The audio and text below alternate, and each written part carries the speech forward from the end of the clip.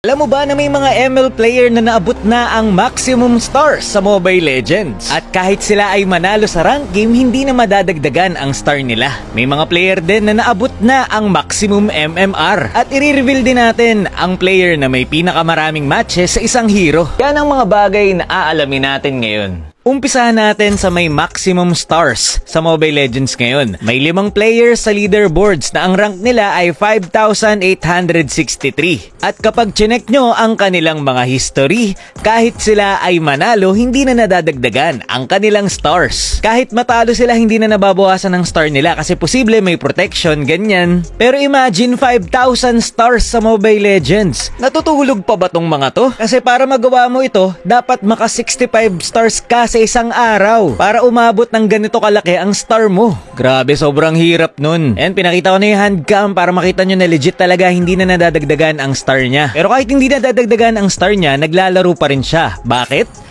Kasi hinahabol niya yung max MMR. Kung makikita nyo kasi, siya ay top global Granger. At yung kanyang MMR ay 12,810. Ang maximum MMR kasi ay 13,000. Eto, tignan nyo. Yung top 1 global sa Alucard ngayon ay merong 13,000 MMR. Kapag in-stock mo siya, makikita mo yung history niya na may mga laban siya na hindi na siya nadadagdagan ng MMR. Kasi naabot niya na yung maximum. Kaya kapag natalo na lang siya, doon na lang siya mababawasan ng MMR at madadagdagan. So ito yung account niya, guys. Grabe, 13,000 matches sa Alu. At eto na rin pala yung handcam para makita nyo na may laban siya na wala ng MMR kasi max na. May mga player naman na naabot na ang maximum level ng account. Ang max level ng account ay Celestial 200. Mahirap din abutin to, kailangan talaga matagal ka nang naglalaro.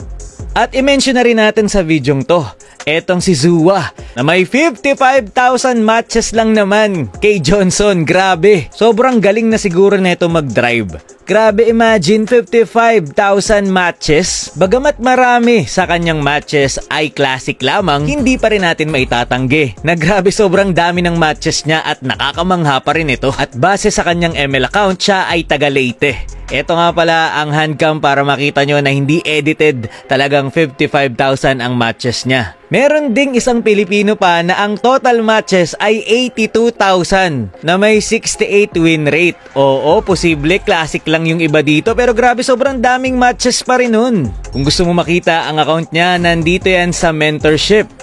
Yung number 1 doon, ayun si Aya. Meron siyang 92,000 matches. 79,000 doon, classic, pero grabe, nakaka-impress pa rin yung dami nun. So ito yung handcam para makita nyo na legit talaga yung account niya. So sa palagay nyo, meron pa bang mga katalo sa record ng mga ML account ng mga ito? Yun lang for this video. Maraming salamat sa panonood and to God be the glory.